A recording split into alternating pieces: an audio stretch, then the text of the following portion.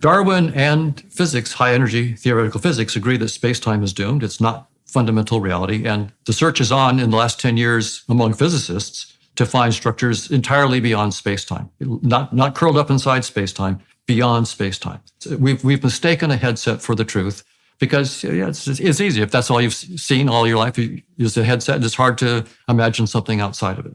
Now we're free using mathematics to ask what kind of structures could we posit beyond space-time.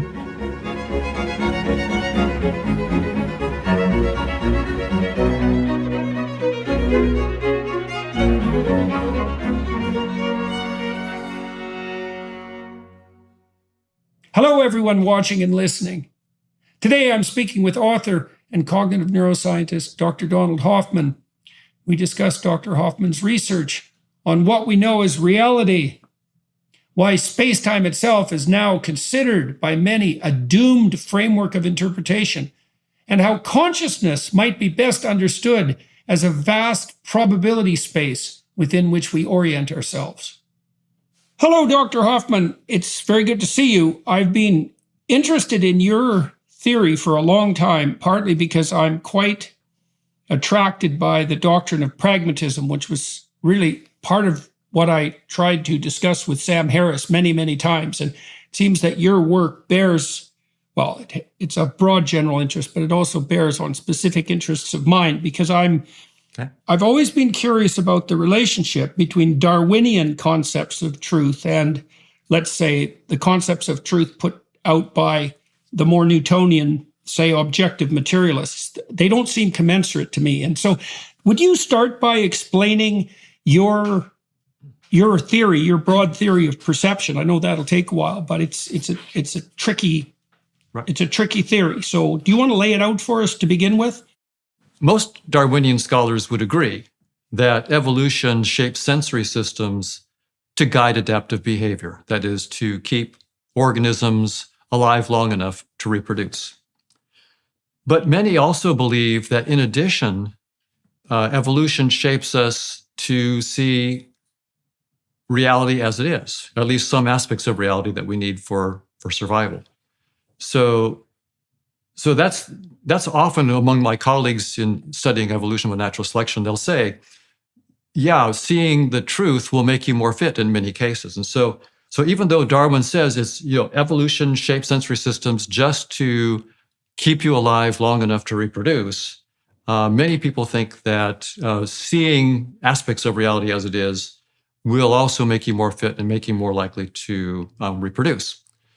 So I decided with my graduate students a few years ago to look into this. And there are tools.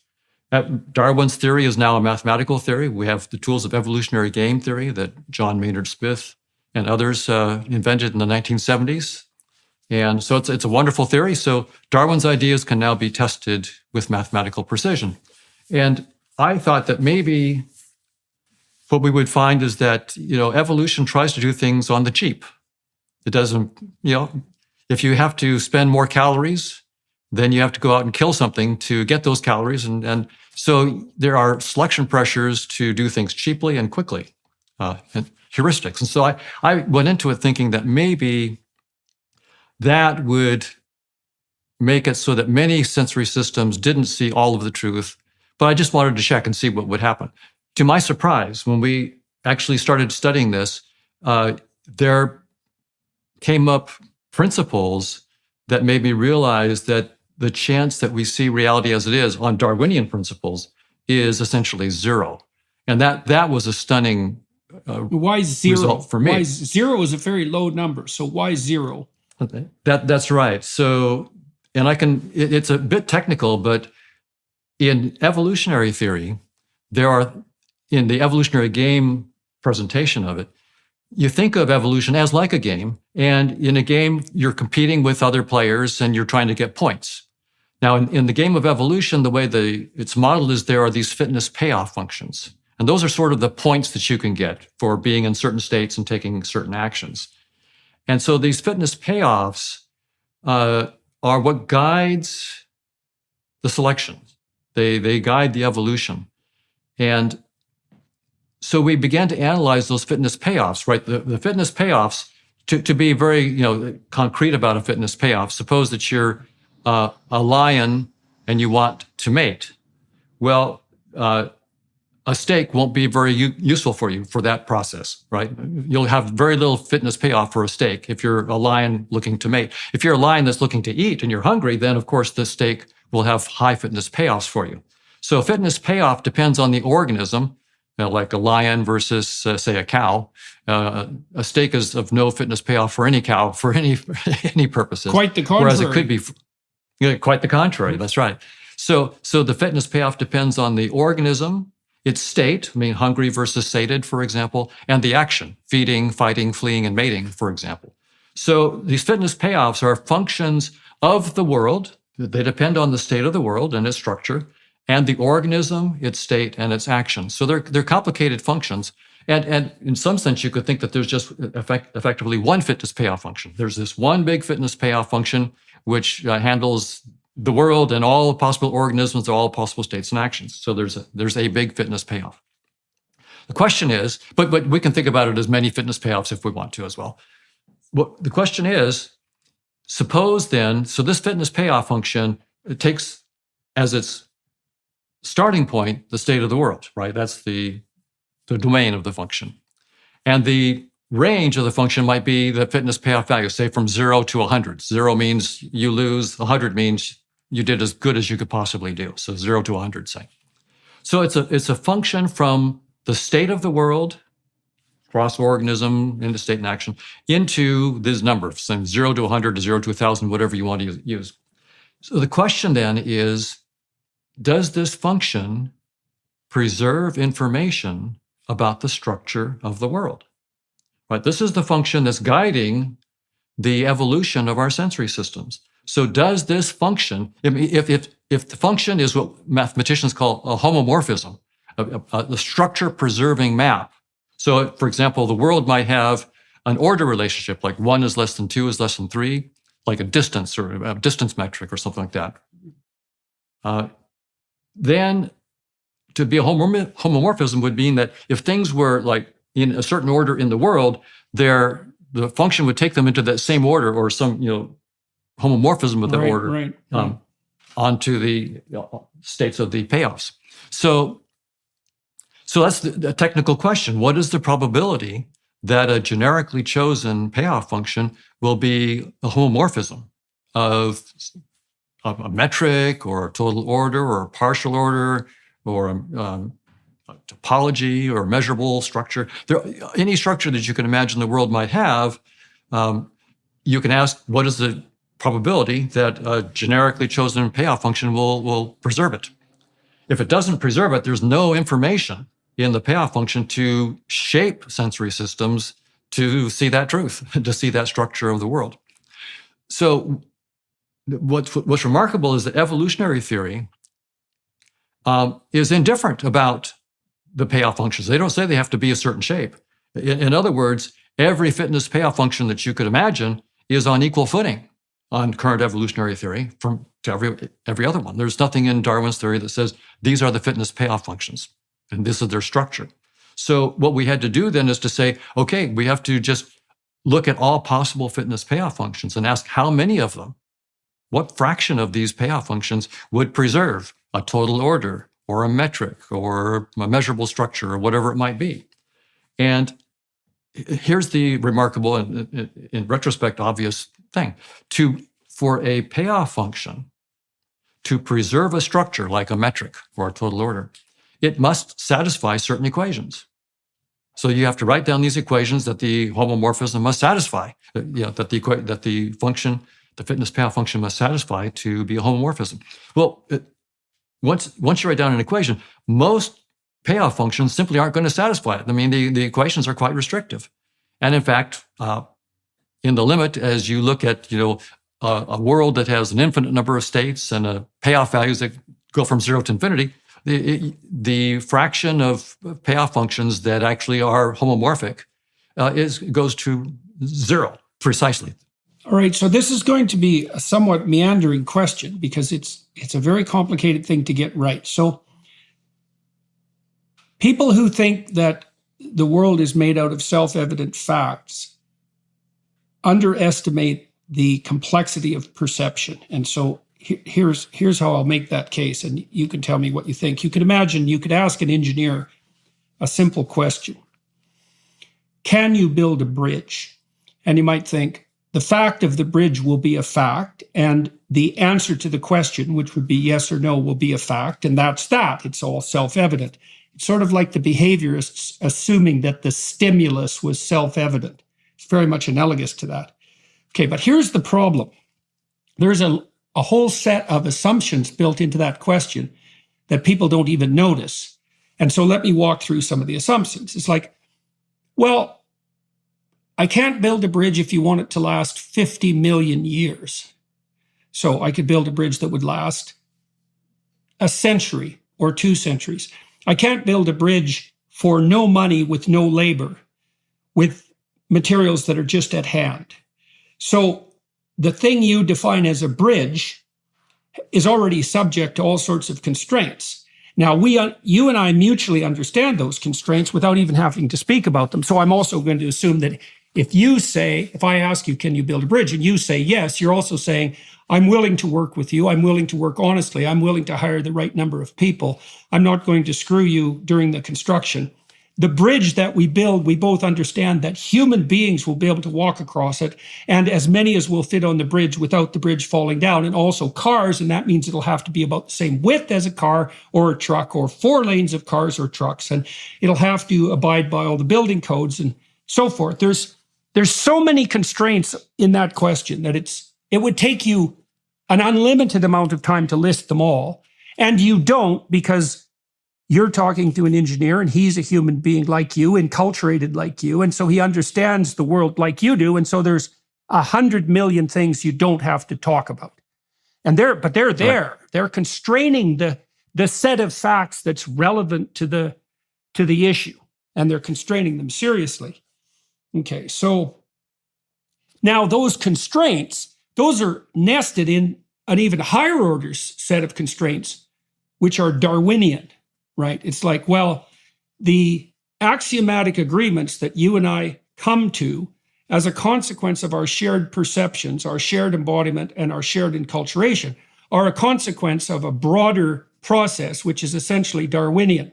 Now, that Darwinian set of constraints is instantiated in motivational systems in part. So we might say, well, anything that you and I do together will have to be done well, taking into account hunger and anger and fear and pain, the whole emotional potentiality of people, plus our fundamental motivational systems. The manner in which we lay out this particular task will have to satisfy all that. Now, that's also unspoken. Now, when you talk about evolutionary game theory and pragmatic constraints, let's say, you talked about the lion who wants to mate and not eat. You're referring to one motivational system or another, one governing sex per se, and the other governing hunger. And then the manner in which the lion is going to perceive the world, or the manner in which we're going to perceive the world, is going to be bounded by the operation of that motivational system. And the perception is going to be deemed sufficient if, when we enact it, the motivational system is satiated. Fair enough? Okay, now, but then there's a more interesting issue that pertains to the big fitness payoff. So if you look at how the nervous system is structured, you have these underlying motivational systems, which are goal-setting machines and which define the parameters within which a perception is valid. But all those systems have to interact together, and they cause conflict. Right? So if you're hungry and tired, you don't know whether you should get up and make a peanut butter sandwich or if you should just go to sleep and leave it till the morning. Like, there's inbuilt conflict. And part of the reason that the cortex evolved was to mediate subcortical conflicts. And then even at the cortical level, the manner in which you integrate your fundamental motivations and the manner in which I integrate mine have to be integrated or we'll fight. And so I would say and I don't know if evolutionary theorists have dealt with this, and it's relevant to your theory that perception doesn't map the real world. Is there a higher order set of integrated constraints that serves reproduction over the long run that all the lower order fitness payoffs are necessarily subordinate to? And I know this is a terribly complicated question. Is that the reality that perception serves? You made the case that perceptions will not map one-to-one on reality. And I suppose that's partly because reality it's infinitely complex, right? I mean, you can fragment it infinitely and you can contextualize it infinitely. So it's very hard to calibrate.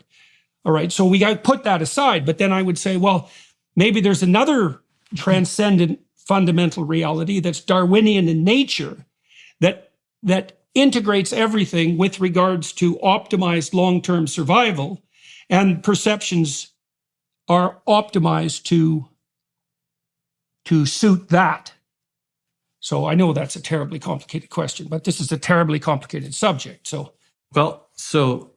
I think we have to think a little out of the box on this question, because when we conclude that evolution shapes us not to see reality as it is, then the question is, well, what is it shaping our sensory systems to give us? Mm-hmm. As well as what is reality, right? That question also comes up, yeah.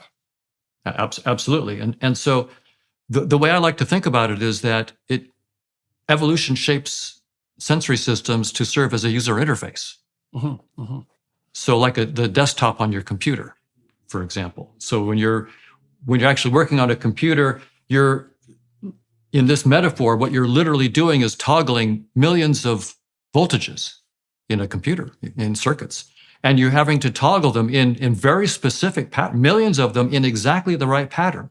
Well, if you had to do that by hand, if you had to deal with that reality and interface with that reality, one voltage and get it it'd take you forever, and you probably wouldn't get it right, and you wouldn't be able to write your email or edit your picture, whatever you're doing on your computer. So what we spend good money, and people spend a lot of time building interfaces that allow you to be ignorant, completely ignorant. Most of us have no idea what's under the hood in our laptops. We have no idea. We know that there's circuits and software, but most of us have never studied it.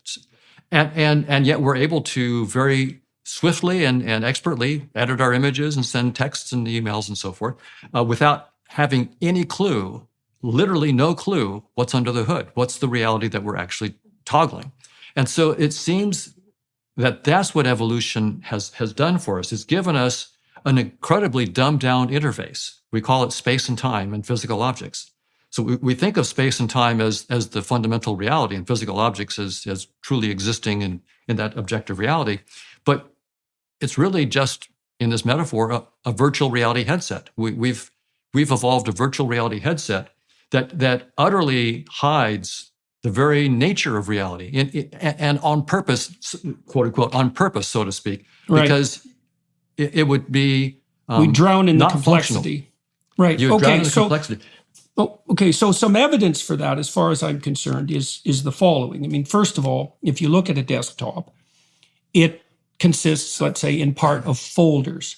Now, folders are actually something in the real world that you can pick up, and we understand them. You can manipulate them. You can see how they operate by using as a consequence of your embodiment. And so that embodiment gives you a deep understanding of the function of a folder, and then you can represent it abstractly, and you can put it on a desktop, and everyone understands what it means. And that understanding is something like able to map a certain set of functions for a certain set of purposes. That's what and it's a constrained set of purposes. This is what really struck me about reading the Pragmatists. They said, and Peirce and James studied Darwin deeply, and they were the first philosophers to realize exactly what implications Darwinian theory had for both ontology and epistemology. Ontology, which is the study of reality for everyone listening. That was a real surprise. You could understand that Darwin's theory might have epistemological implications for the theory of knowledge, but the fact that it had implications for what reality is per se is something that very few scientists have yet grappled with. And the pragmatists always said, look, when you accept something as a fact, one of the things you don't notice is that you set up conditions for that to be factual. And the fact is something like, this definition will do during this time span for this very constrained set of operations. Fact. Okay, but the problem with that is that's not a dead objective fact just lying on the ground. That's a fact by necessity nested inside a motivational system. So facts now all of a sudden become motivated facts, and that just wreaks havoc with the notion of objective, like of a distant objective materialism. Because the facts are supposed to be separate from motivation. And the pragmatists, as far as I'm concerned, following Darwin, demonstrated incontrovertibly that that's like you pointed to. I think it's analogous. That's actually impossible. Now, because you have to constrain reality in order to perceive it, because it's too complex. You drown in the details otherwise. You drown in the complexity. Now, you made the claim, and I want to interrogate this a bit, that there's really no direct relationship, let's say, between the desktop icon that you think is an object when you look at the world and the actual world. But let me offer you an alternative and tell me what you think about this. So there's this idea, this is a weird way of approaching this, but I'm going to do it anyways. There's a very strange stream of primarily Catholic thought, I believe, that tried to wrestle with the idea of how God could become man. So because God, of course, is infinite and everywhere, and man is finite and bounded. And so the question is, well, how do you establish a relationship between the infinite and the bounded? And that's analogous to the same problem that we're trying to solve. And they came up with this hypothesis of kenosis, which means emptying.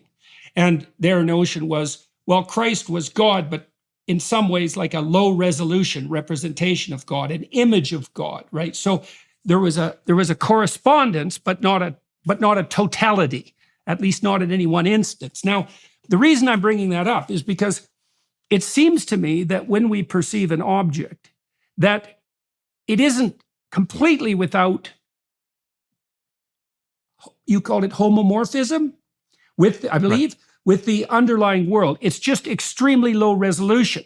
Like it's a low resolution functional tool. That's what an object is. And it's now, and I would say, I would advance in support of that. For example, obviously the icons that we have on a computer screen, we can use and we treat them like they're real, and clearly they're low resolution.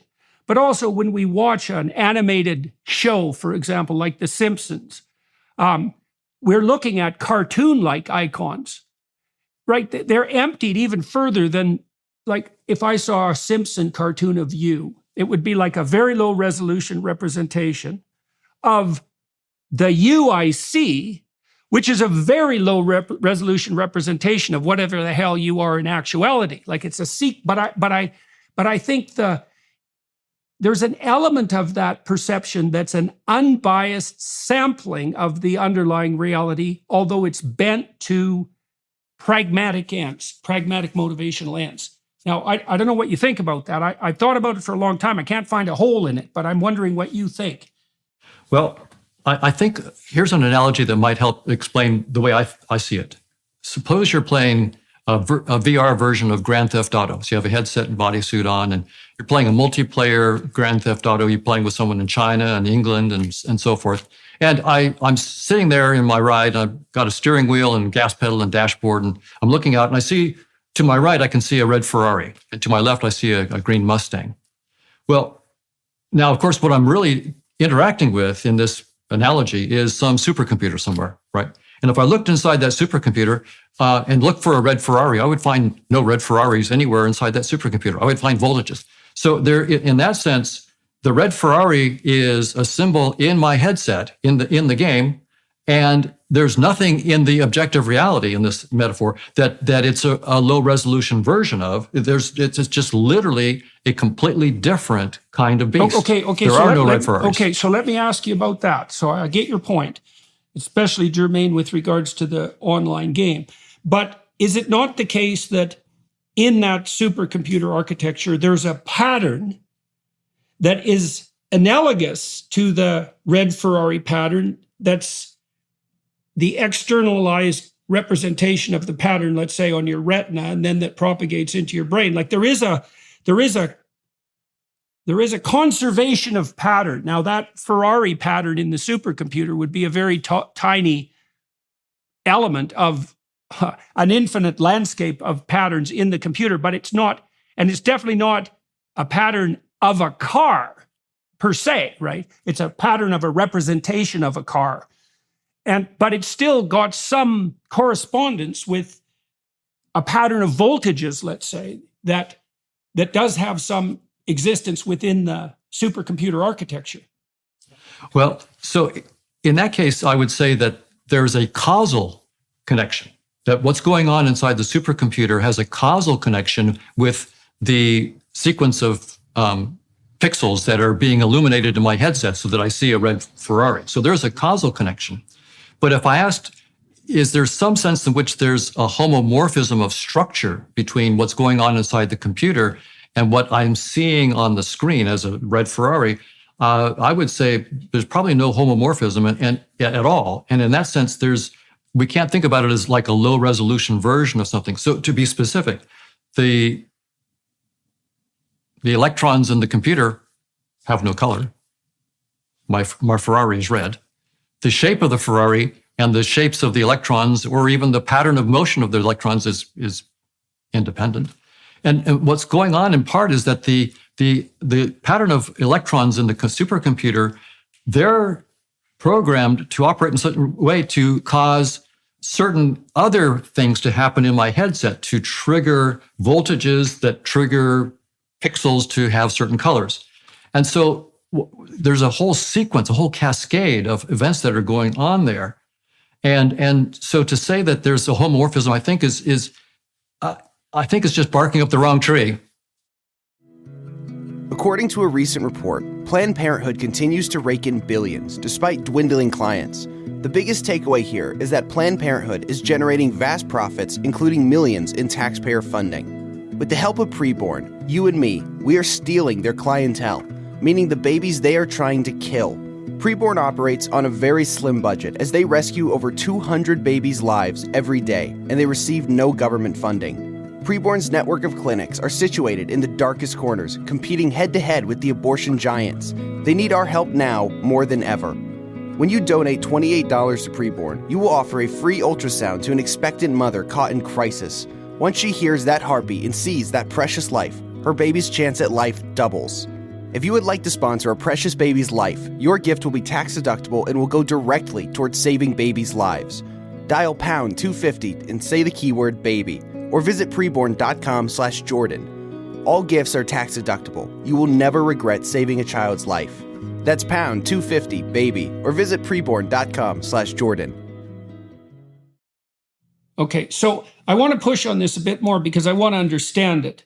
All right, so I'm going to do that from two angles. The first is that in the supercomputer architecture, let's say, there are levels of potential patterning ranging from quantum, subatomic, atomic, molecular, etc., all the way up to the apprehensible phenomenological world.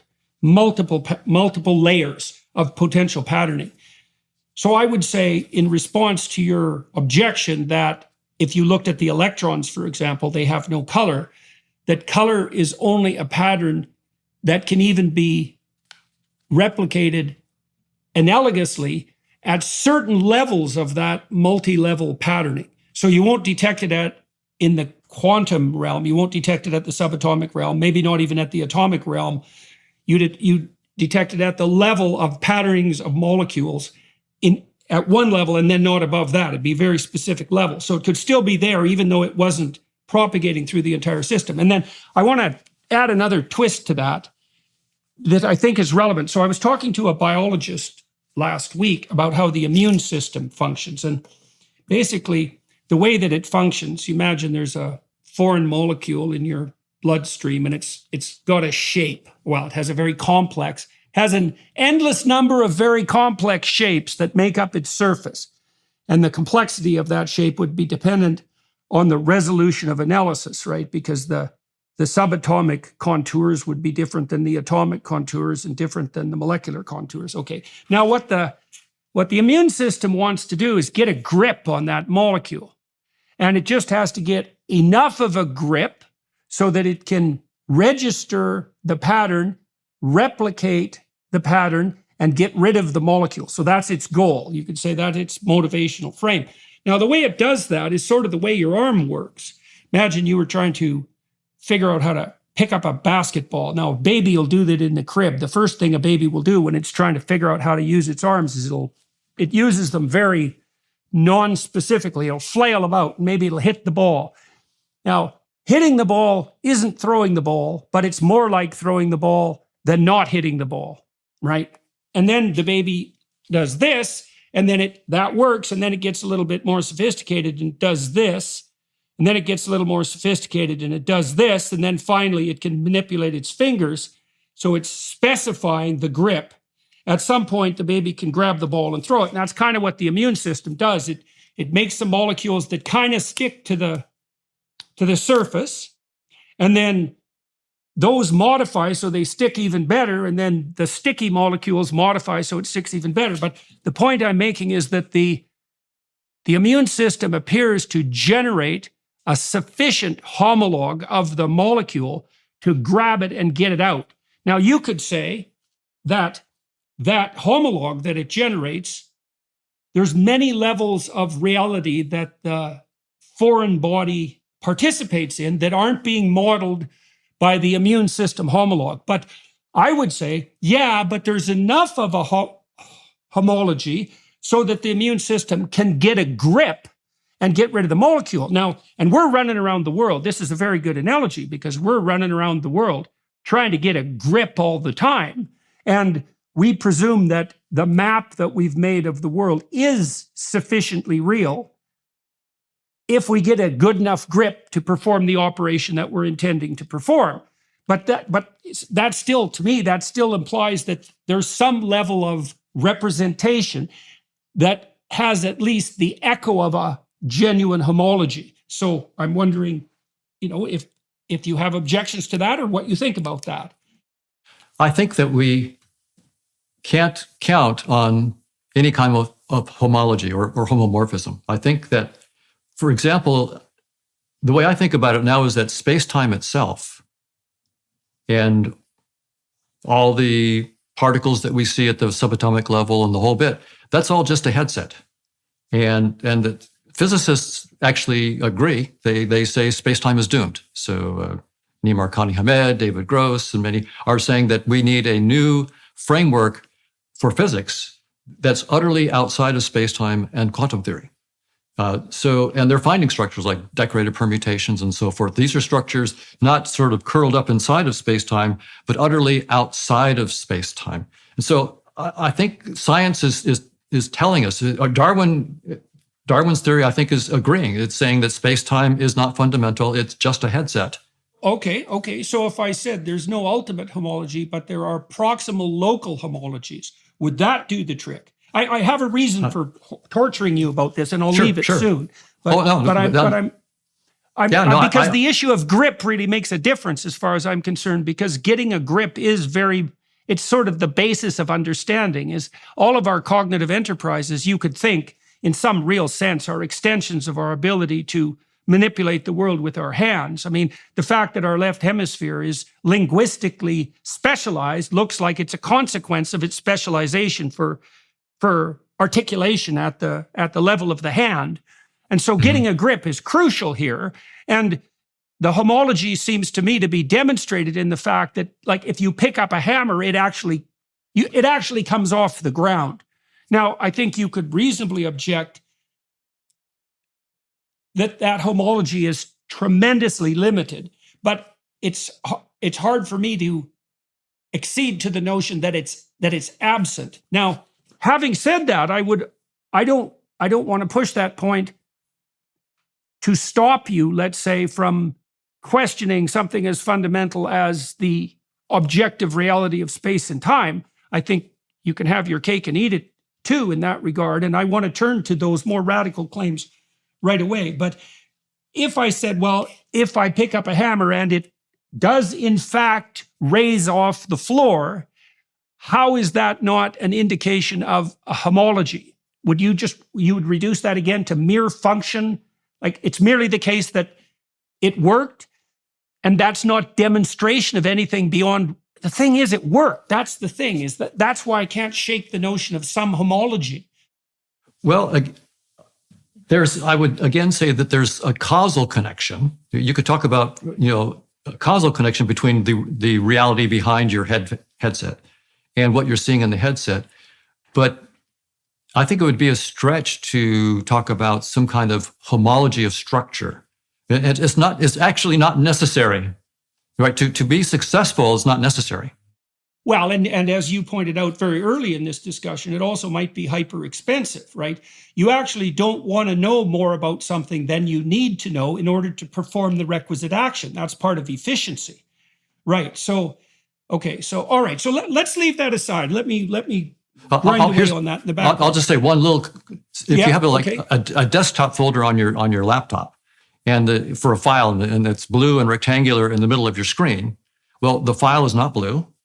It's not rectangular, and it's not in the middle of the computer. There's Right. literally no homology for anything that you can see in the symbol on the screen and the file itself. It's just a useful symbol without homology, but there is a causal connection between the voltages, but no homology. So then what do you? So let maybe we can go down that route. Sure. I guess I'm then unclear about what you mean.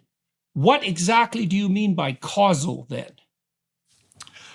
Right. So that's already sort of smuggling in a space-time kind of analogy, right? Right. Exactly. So I'll just say that there's a mathematical connection, that maybe not causal, but there's some kind of mathematical connection. But the mathematics need not be a kind of mathematics that preserves, structure, for example. Right. So there's a mathematical connection. Okay, I'm going to have to grind away on that for a bit because you are stating that there is a relationship, at least of function, and I'm unable to, on the fly, thoroughly discriminate between some grip of structure and some function, because grip is a function. So I'll just put that aside for now. Let's go on to consciousness itself. Now, you said a variety of very radical things, including criticizing the entire notion of space and time, and so we'll delve into that. But I want to tell you something that I learned from reading mythology, and I want you to tell me how that relates, if at all, to the way that you're conceptualizing consciousness, which is obviously not the way that people generally conceptualize it. Okay, so I've read a lot of different mythological accounts, and I've studied a lot of analysis of mythological accounts, and I think I've been able to extract out commonalities and regularities across the methods of assessment, and I think I've been able to triangulate them against findings from neuroscience, let's say the neuroscience of perception. Now, the mythological stories that represent the structure of reality proclaim, you could say, that there are three interacting fundamental causal agents or structures. Causal agents is probably a better way of thinking about it. There's a realm of potential from which order can be extracted. That's often given feminine symbolism, the realm of potentiality. And I think that's because feminine creatures are the creatures out of which new creatures emerge. So there's a deep analogy there. So there's a realm of potentiality. Then there's a realm of a priori order. That's often given patriarchal or paternal symbolism. That's the great father. And so if you read a book, let's say, the book offers you a realm of potentiality, which is the multitude of potential interpretations that the book consists of. But then you impose an order on that that's a consequence of, well, every book you've ever read and every experience you've ever had. And the book itself is a phenomenon that emerges as a consequence of the interplay between the interpreter and the realm of potentiality. Okay. Then there's one additional factor, which I think is identical to consciousness itself. It's associated in mythology with the sun that sets and then rises triumphant in the morning. It's associated with the conquering hero. And it's the active agent that transforms this infinite potentiality into concretized reality that literally makes order out of chaos. That's the right way to think about it. And that as conscious beings, we partake in that process. In fact, that process is our essence, and that's what makes us made in the image of God, let's say, but also instantiated with something like intrinsic value. Now, you have a very strange concept of consciousness. And so, partly because you're attempting to make the case that what we think of as objective reality, so that's just the facts, ma'am, objective reality is actually an emergent property. Tell me if I've got this wrong. It's actually an emergent property of consciousness itself. And so that in your scheme of things, consciousness is more fundamental than objective reality. It isn't even obvious in your scheme that objective reality, so to speak, exists. So tell me how you've grappled with the relationship between consciousness and the world as such. What have you concluded? Darwin and physics, high energy theoretical physics, agree that space-time is doomed. It's not fundamental reality. And the search is on in the last 10 years among physicists to find structures entirely beyond space-time, not curled up inside space-time, beyond space-time. And they found structures I mentioned, like the decorated permutations, amplituhedron, and so forth. And so I'm also thinking about consciousness utterly outside of space-time. So it's a fundamental reality, and space-time, which we have thought of for most of human history as the fundamental reality that we're embedded in, is a trivial headset. That's all it is. We've mistaken a headset for the truth because it's easy. If that's all you've seen all your life is a headset, it's hard to imagine something outside of it. But science is good enough to recognize that space-time is just a headset. So now we're free using mathematics to ask what kind of structures could we posit beyond space-time. And in my case, I'm trying to also deal with the mind-body problem. How is consciousness related to what we call the physical world? So I've decided to try to get a mathematical model of consciousness. Now, of course, spiritual traditions and humanity for thousands of years has thought about consciousness and so forth. But as a scientist, what I want to do, of course, is listen to their insights, but I need to write down as minimal a mathematical structure as I can to boot up a completely rigorous theory. And so what we've done in our theory, we call it the theory of conscious agents, is a very minimal structure. A conscious agent has a probability space that it's defined on. So it's a probability space. Starting a business can be tough, especially knowing how to run your online storefront. Thanks to Shopify, it's easier than ever. Shopify is the global commerce platform that helps you sell at every stage of your business. From the launch your online shop stage all the way to the did we just hit 1 million orders stage, Shopify's there to help you grow. Our marketing team uses Shopify every day to sell our merchandise, and we love how easy it is to add more items, ship products, and track conversions. Shopify helps you turn browsers into buyers with the internet's best converting checkout, up to 36% better compared to other leading commerce platforms. No matter how big you want to grow, Shopify gives you everything you need to take control and take your business to the next level. Sign up for a $1 per month trial period at shopify.com/JBP. Go to shopify.com/JBP now to grow your business no matter what stage you're at. That's shopify.com/JBP. Is that probability space equivalent to, let's say, a realm of potential around? My students and I tried to model anxiety as a response to entropy. Okay, so imagine that what you have in front of you is a set of branching possibilities, some of which can be realized with comparatively less effort, so they're more probable, let's say, given your current state, some of which are virtually impossibly distal, but in principle could be managed if you were smart enough and could gather the resources. But so you have a probability space in front of you, some of which is sort of at hand, like it's pretty easy for me to pick up this pen. Right? So that's a high probability pathway laid out in front of me. So, I mean, the mythological motifs that I referred to insist that what people face is something akin to the pre-cosmogonic chaos that God himself faced when the cosmos first sprang into being, right? And so that the way to construe the world isn't as a place of clockwork, automaton machines, self-evident objects, but as a realm of possibility that differs in probability. And then the issue becomes, how do you best orient yourself so that you can contend properly with that probability landscape? Now, is that, am I walking on parallel ground here? We're in broad agreement in that, in the sense that our theory of conscious agents, by writing down a probability space, it is a space of potentiality. For example, to be very, very concrete, suppose my experiment is just to flip a coin twice, heads and tails. Well, what's my probability space? Well, I could get heads, heads, heads, tails, tails, tails, or tails, heads, right? So there's four possible. Or it could land on the edge. Yeah, right. So, well, then I'd have to increase my probability space to, if I wanted to include that. But now notice, I write down the probability space first, but I haven't flipped my coin yet. So it's the space of potential outcomes of things that I can do, and that's what probability spaces are.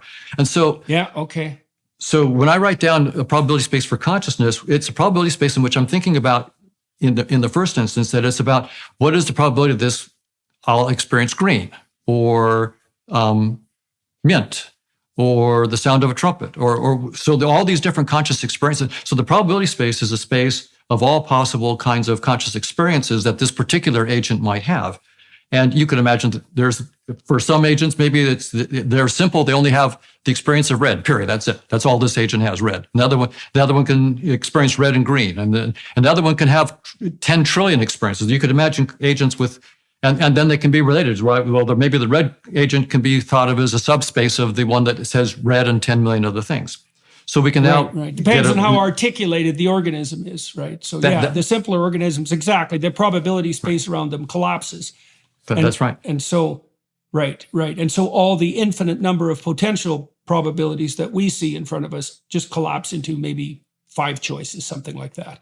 And sometimes, Okay, so Carl Friston, so this is quite interesting. So I talked to Carl Friston about emotion, about hope, positive emotion, let's say, incentive reward positive emotion. So positive emotion in that sense is a reward that signals advancement towards a goal.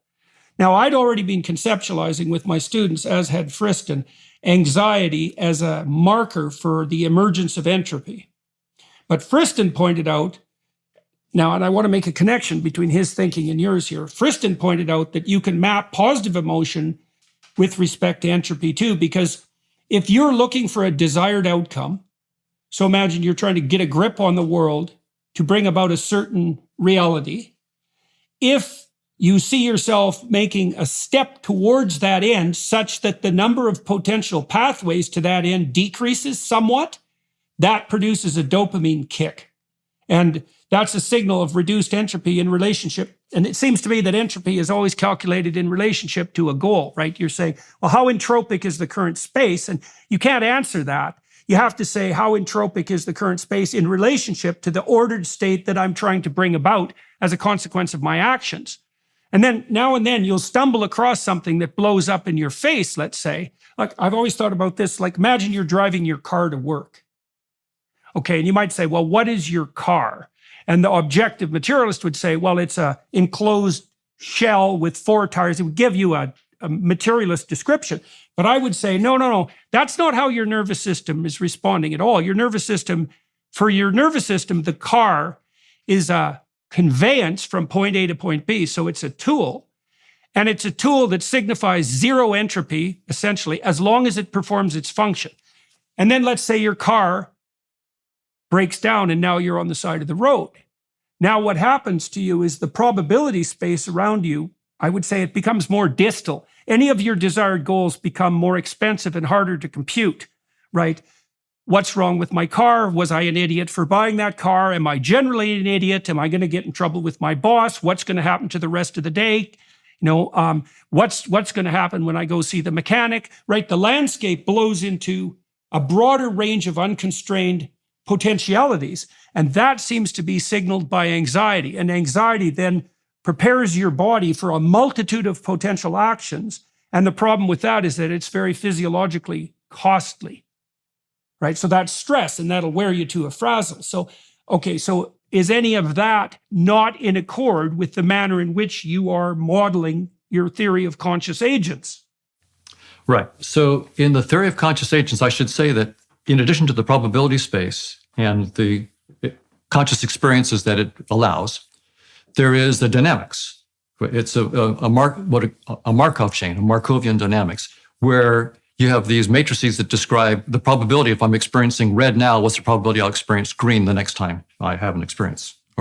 So there's a dynamical, and when we do the analysis, it turns out that our Markovian dynamics need not have an entropic arrow of time. It can be a stationary dynamics in which the entropy does not increase. So entropy, right. In this realm well, of that's kind of what you hope. Right. You know, that's one of the things that makes things constant, right? Is that you assume that the entropic transformation is negligible. That's why you can ignore things, right? When you ignore things, when you ignore almost everything, you're assuming that the entropic transformation is negligible. Well, what I'm saying is that it's possible to model a reality in which entropy doesn't increase, period. It's not ignoring anything. That's the nature of this deeper reality outside of space-time. But then it turns out to be a theorem that if you take a projection of that non-entropic, there's no arrow of time in the sense of increasing entropy of this Markovian dynamics. But if you take a projection of it by conditional probability, any projection of it, it's a theorem that you will, as an artifact of projection, have the illusion of an arrow of time. You will get an right. Is that because, well, look, if you're pursuing a pragmatic goal, things can fall apart and go wrong. And that is an increase in entropy within the universe defined by that goal. That may say nothing about entropy per se as a characteristic of broader reality. See, I've always had this issue with entropy because entropy always seemed to be by necessity subjectively defined. It has to be disorder in relationship to some posited state of order. And then you get back into the Darwinian problem at that point. Like if it's bounded by motivation, then it's encapsulated within a Darwinian space.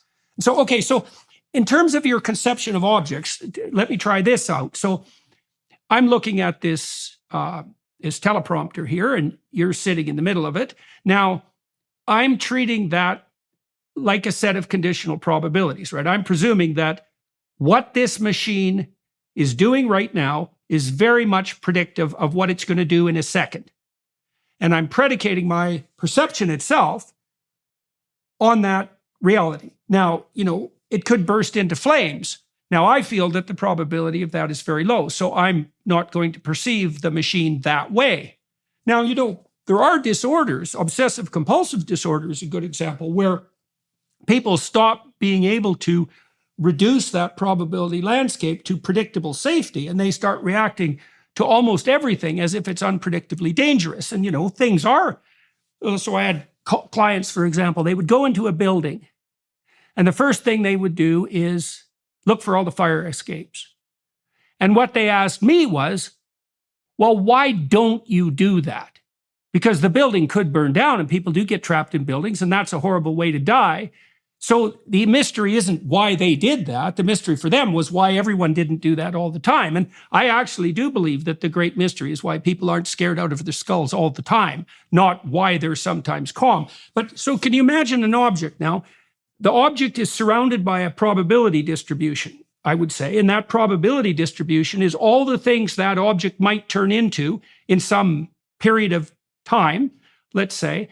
And I would say to some degree, when you look at the object, you actually also perceive that probability space because, although I see that this teleprompter is stable, it's unstable enough and dynamic enough to provide me with a representation of you. And so I'm playing with by seeing the object and interacting with it, I'm playing with the probability space around it. So is it the case that you see the damn probability space when you look at the object? Well, I don't know if we see it, the space itself. We certainly, we're estimating what we think are the probabilities for various good things and bad things to happen.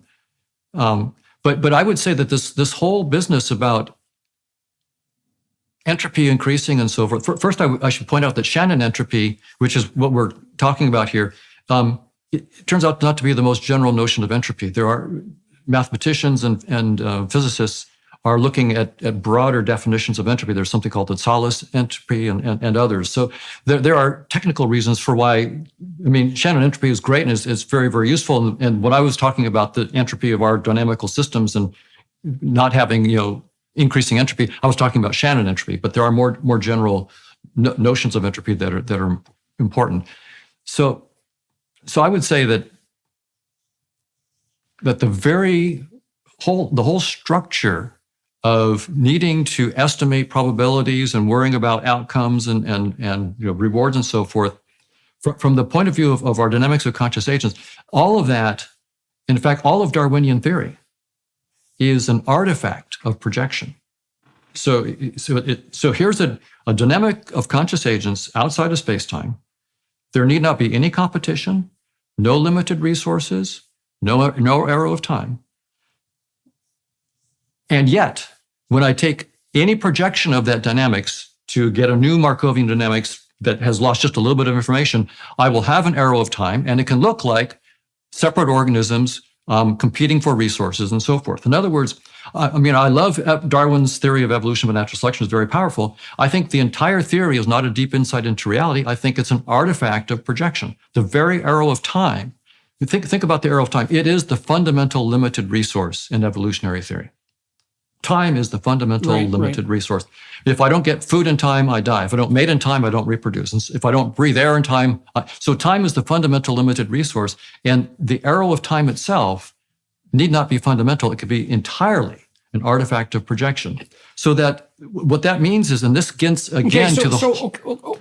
Okay, well, then I'd like to know, this is back to the most fundamental possible question we could be describing is, well, what's the nature of reality itself? When I was debating with Sam Harris, we got hung up on this consistently because I wasn't willing to use the same definition of truth that he was. He uses an objective materialist definition, and I think that, truth flies like an arrow, let's say. It's got a functional element to it that you cannot eradicate. There's no way out of that with an objective materialism, as far as I can tell. Now, you said the Darwinian race and the arrow of time is just an artifact. But if I said, well, hold on a second, I don't exactly know what you mean by artifact then, because if I don't act like there's an arrow of time and restricted resources in that regard, then I'm going to die.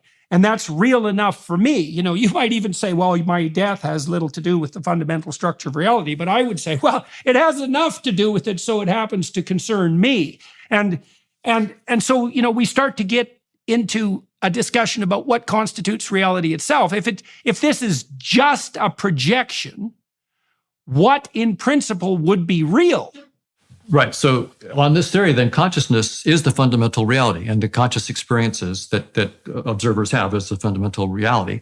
And the experience that we have of space and time is a projection of a much deeper reality. And that projection, because it loses information, is necessarily going to have artifacts in it.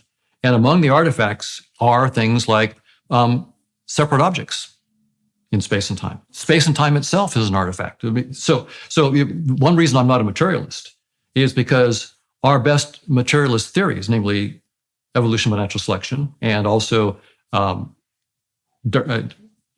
quantum field theory and Einstein's theory of gravity, they tell us that space-time has no operational meaning at 10 to the minus 33 centimeters or 10 to the minus 43 seconds. In other words, our theories, our scientific theories that are the foundation of our materialist ideas, tell us precisely the scope and the limits of materialism. Materialism, that kind of materialism, is fine down to the Planck scale, 10 to the minus 33 centimeters. And after that, it completely falls apart. It's utterly...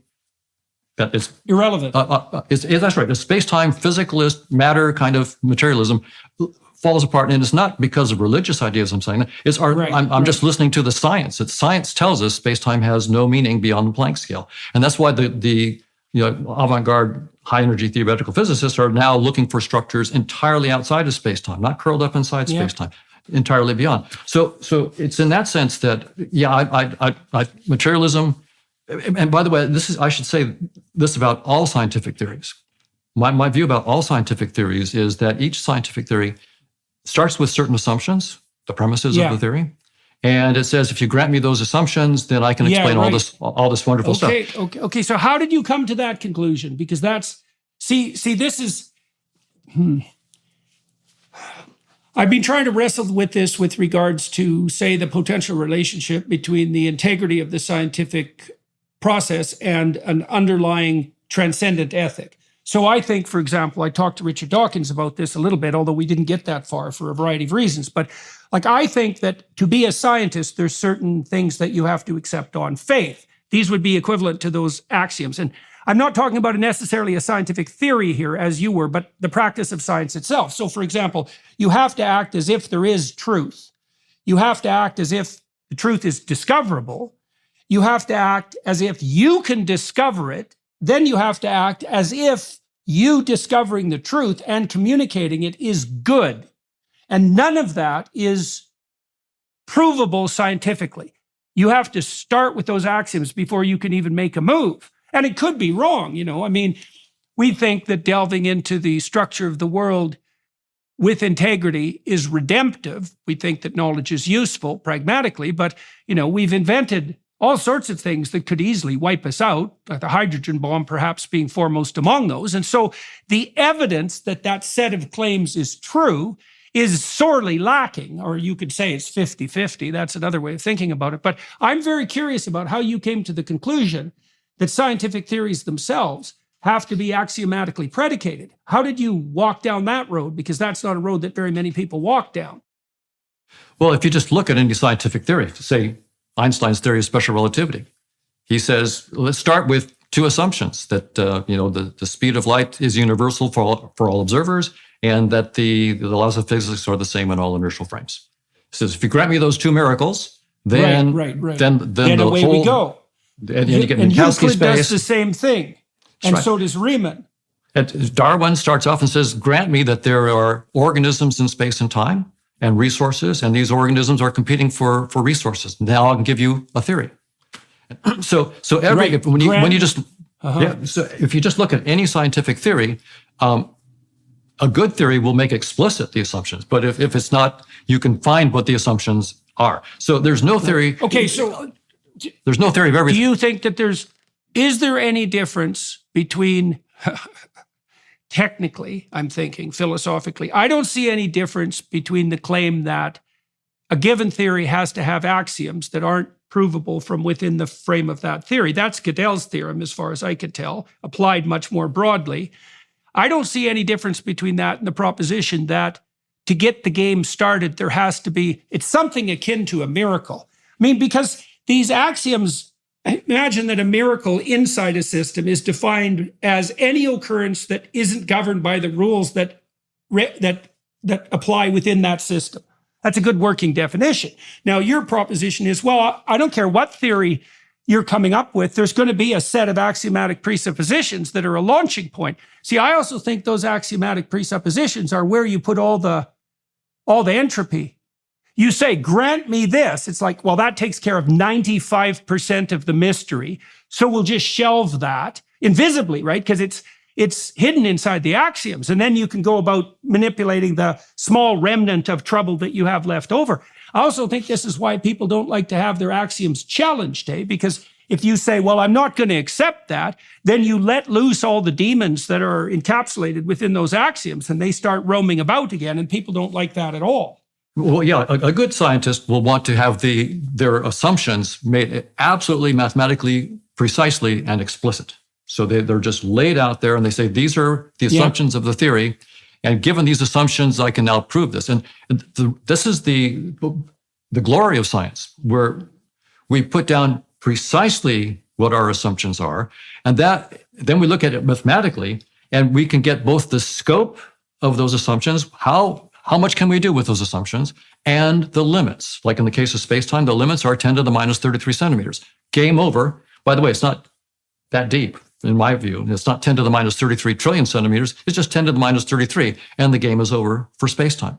So that's a good antidote for dogmatism, because your own theory, a mathematically precise theory, will tell you the limits of your assumptions and then say, okay, now you need to look for a broader framework with deeper assumptions. But they will be new assumptions. And so I view this as infinite job security for scientists, because we will never, ever get a theory of everything. We'll always have a theory of everything except our current assumptions. And I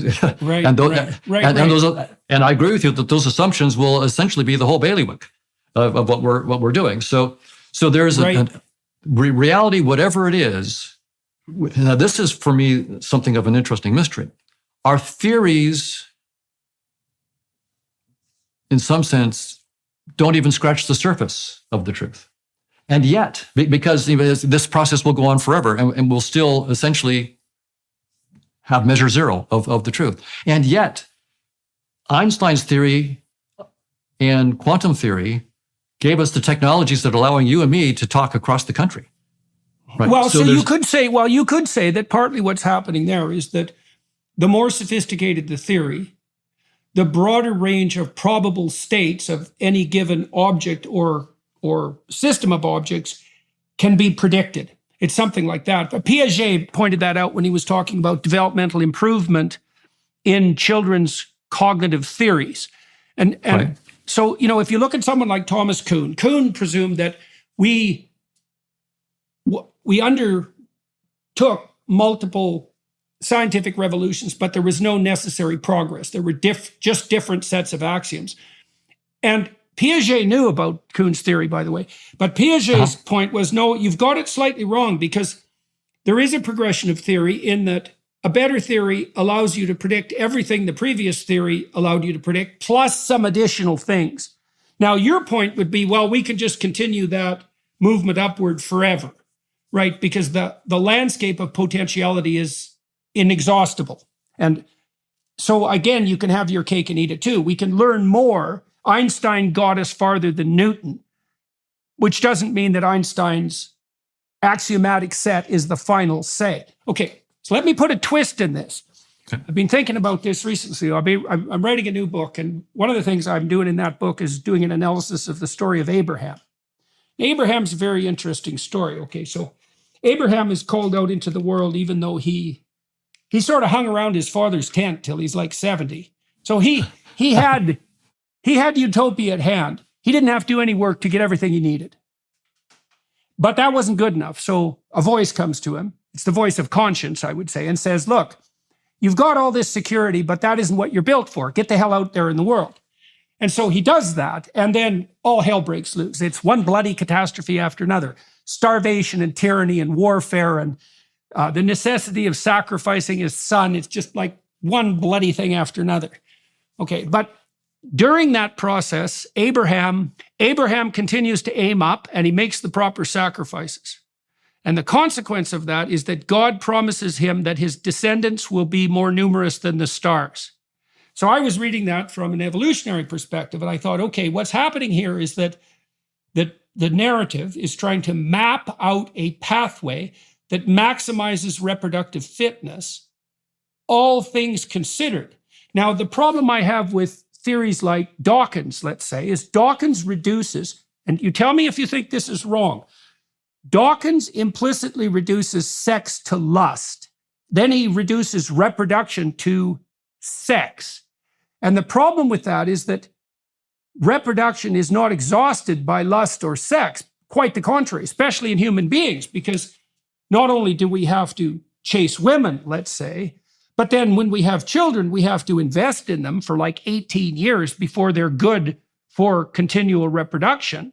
And we have to interact with them in a manner that's predicated on an ethos that improves the probability of their reproductive fitness. And so reproduction, see, this is something that the Darwinists, the casual Darwinists, do very incautiously as far as I'm concerned, because they identify the drive to reproduction with sex.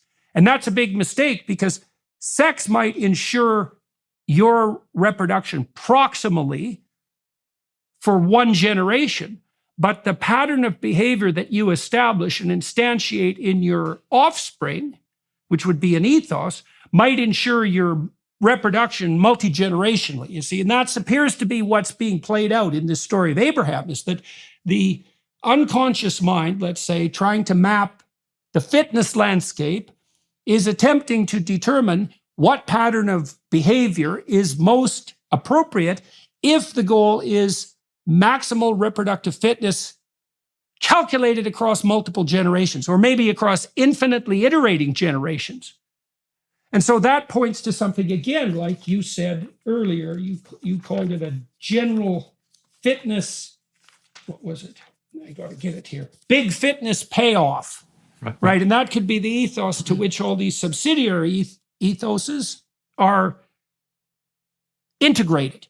See, okay. So I'm wondering what you think about that. Is that, because, first of all, what you think about the proposition that evolutionary biologists, Dawkins is a good case in mind, have erred when they've too closely identified reproduction with short-term sex. It's like, that isn't a guarantee of reproduction. We wouldn't invest in our children if that was the case. We would just leave them.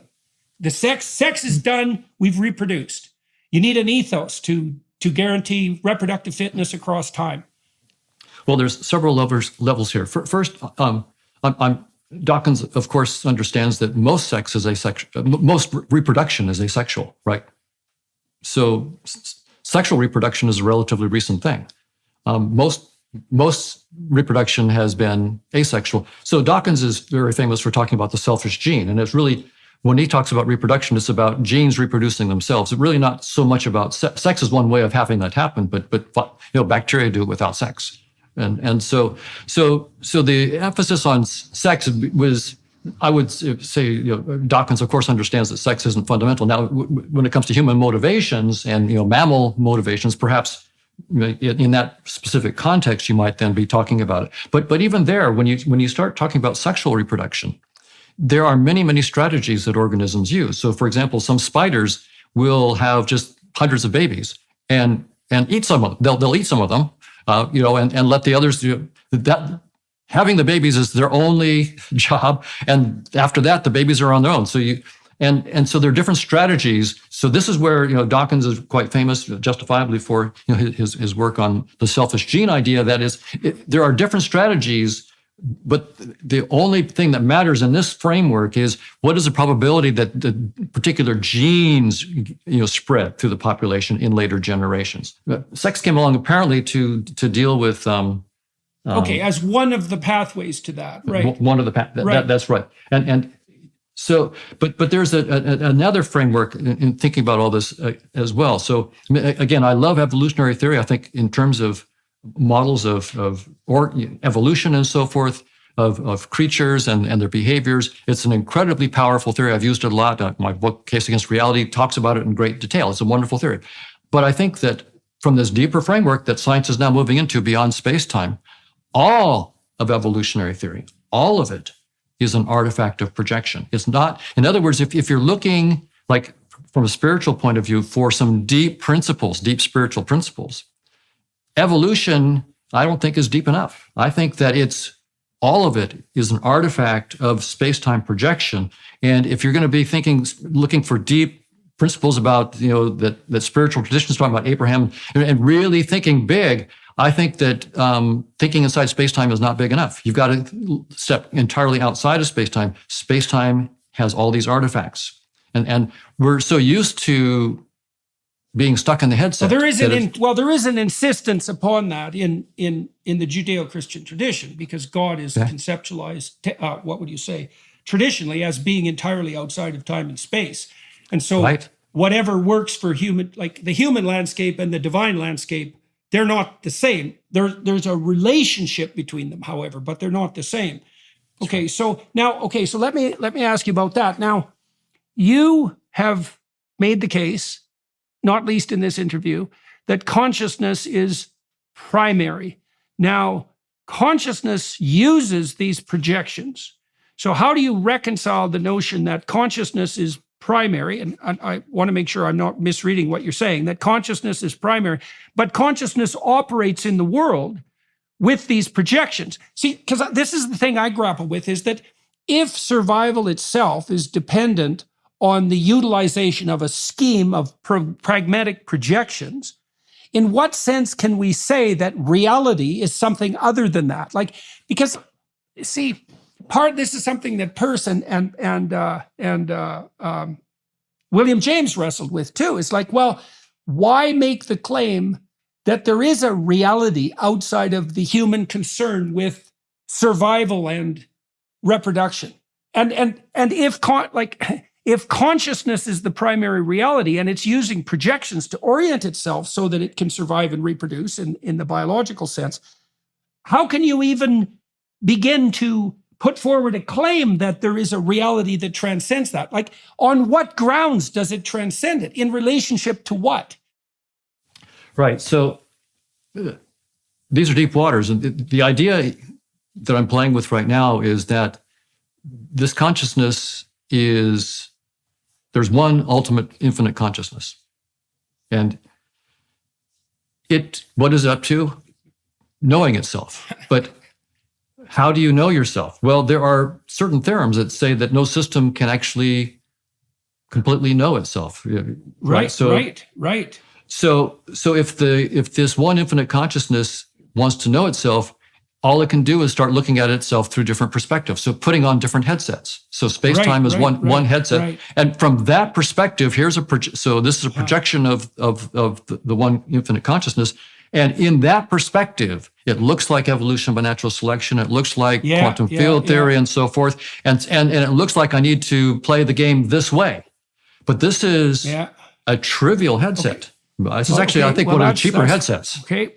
That's very interesting. Okay, so one of the things, while writing the book that I'm writing now, I've been walking through all these biblical narratives.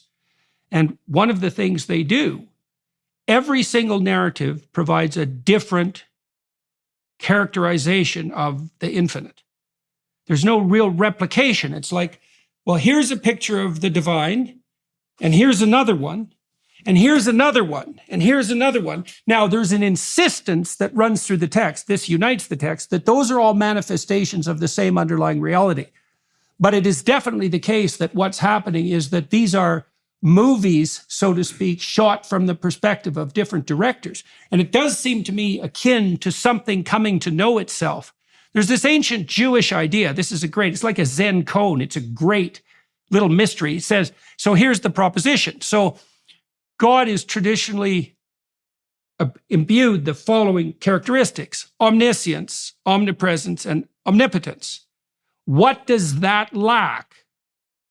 And you think, well, that's a ridiculous question because by definition, that lacks nothing. But the answer is limitation.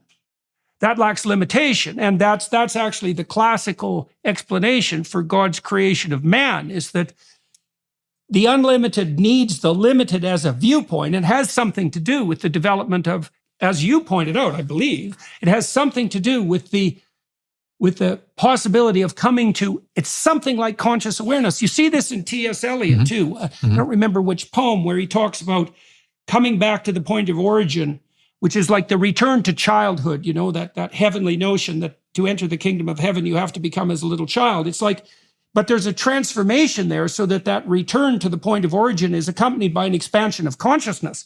It's not a collapse back into childish unconsciousness. It's the reattainment of what would you say?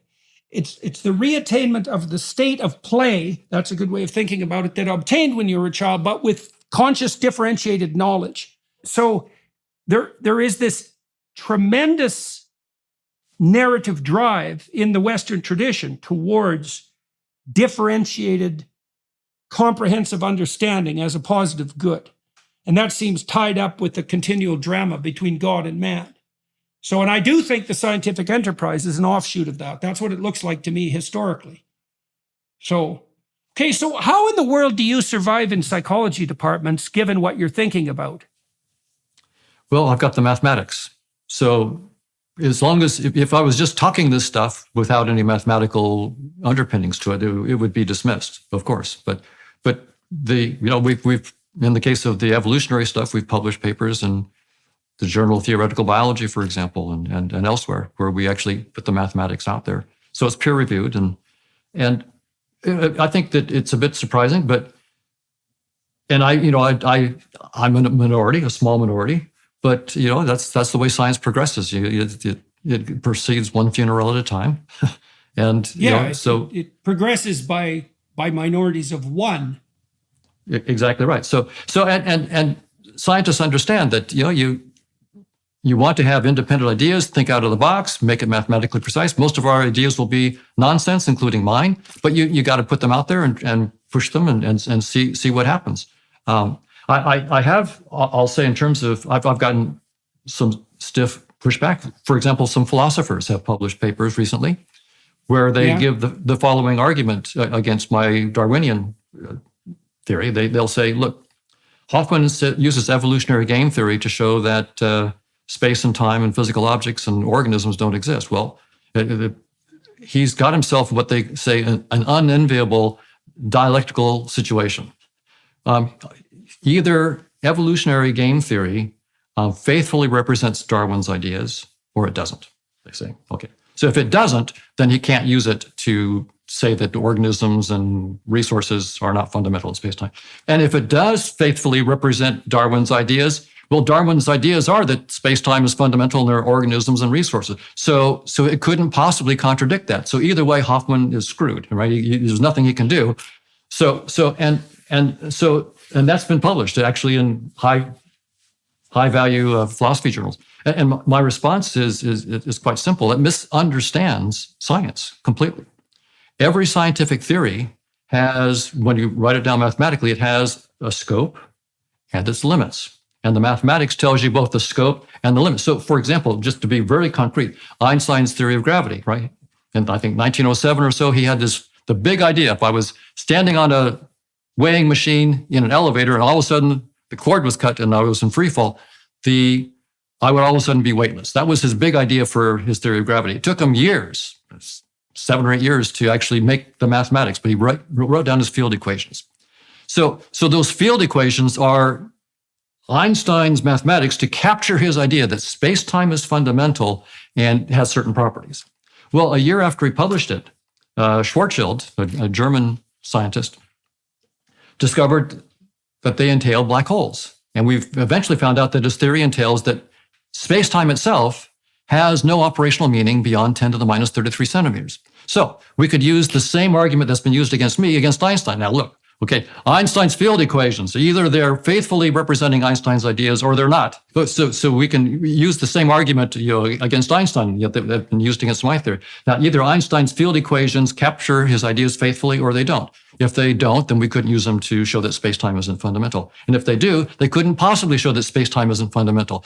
That last step is the wrong one. The equations are there to show you the limits of your concepts. They give you precise, and that's what these philosophers have missed, is that the equations that we write down tell us not just the scope, but the limits of our theories. And that's why science is so valuable, because it tells us your theory, your assumptions go this far and no further. So that's all I've done with Darwin's theory of evolution is to say, this theory. That also, okay, man.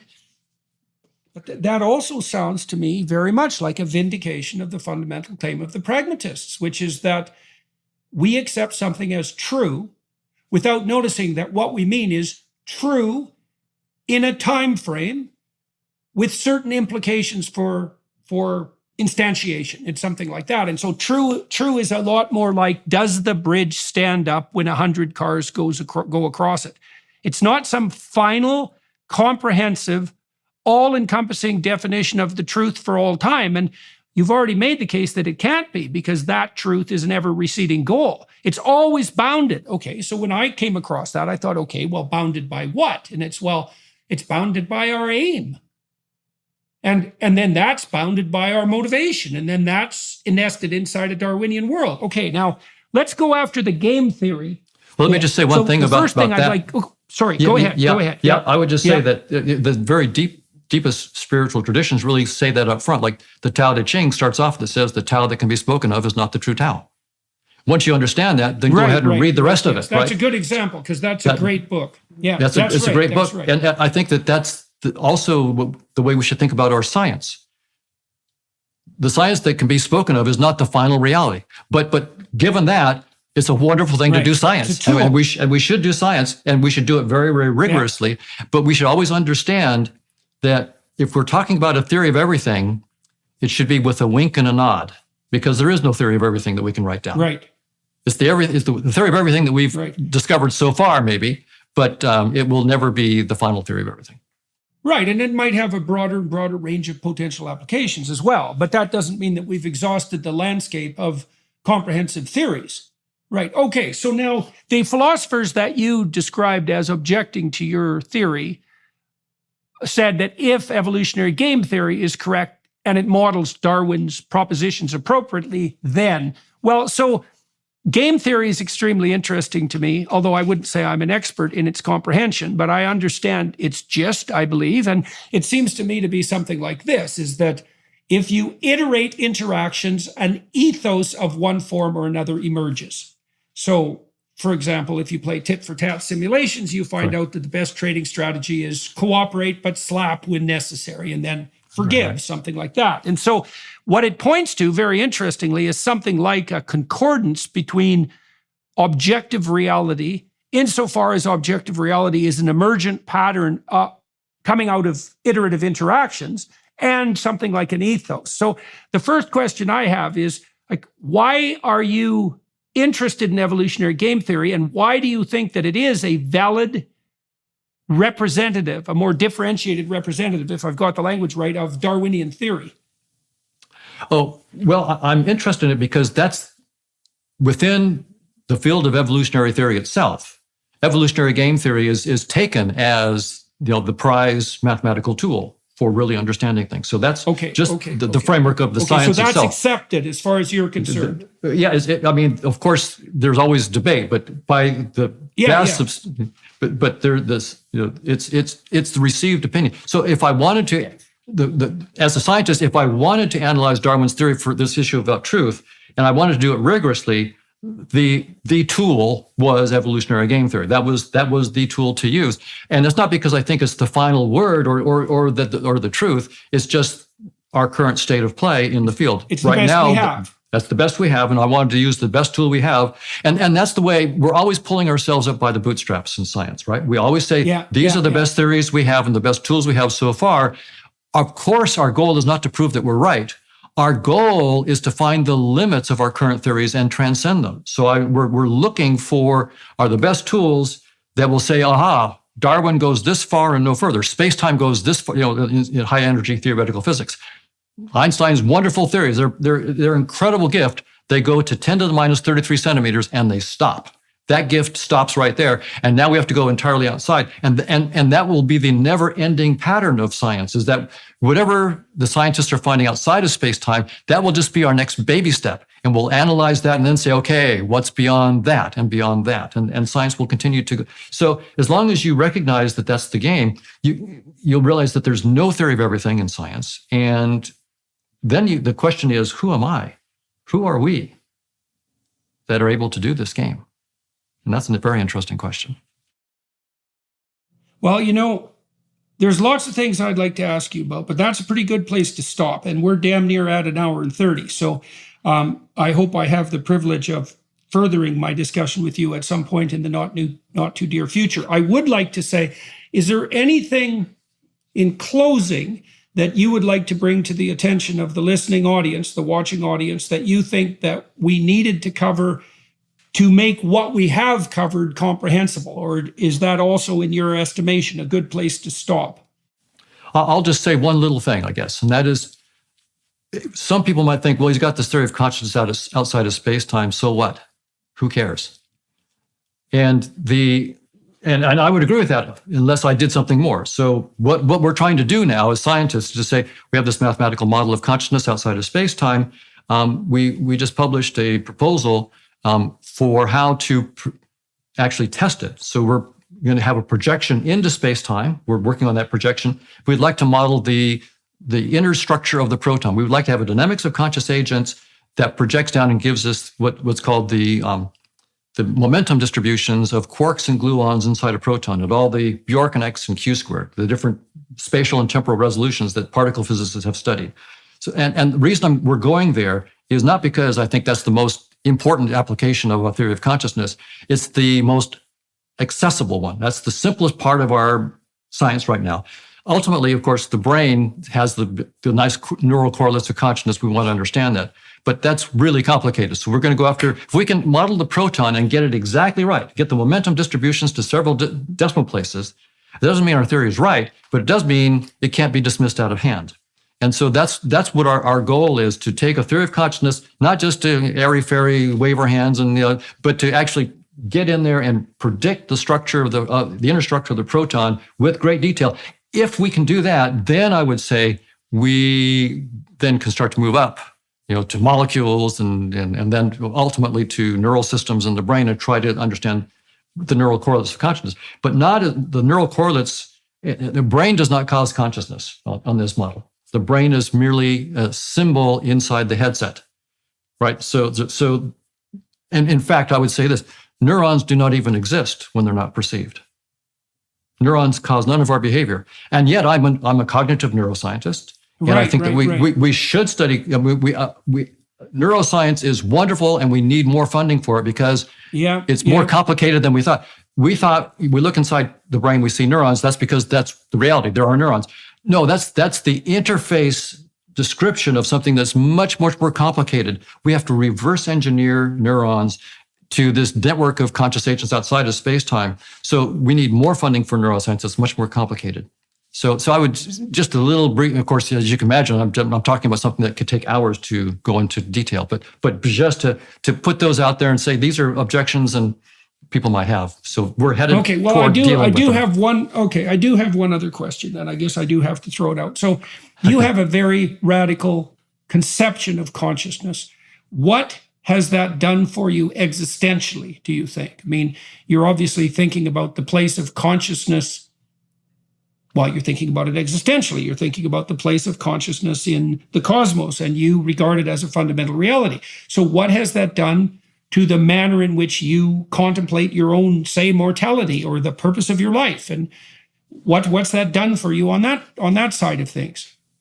Quite a bit. It's really hit me in the face because I'm intuitively as much a physicalist and a materialist as anybody else. I mean, I'm wired up to believe all that, and so it's come as a terrible shock to me. My whole self-image has had to change, and I. In what direction? In what direction? Your self-image changed. What changed? Well, I thought of myself as a little object in space-time. Right. And the death of the body is ultimately the death of me. And now it's, our best science says that this is, my body is just an icon in a headset. So in some sense, it's just an avatar. This body is just an avatar. It's not. And so death is more like taking off a headset.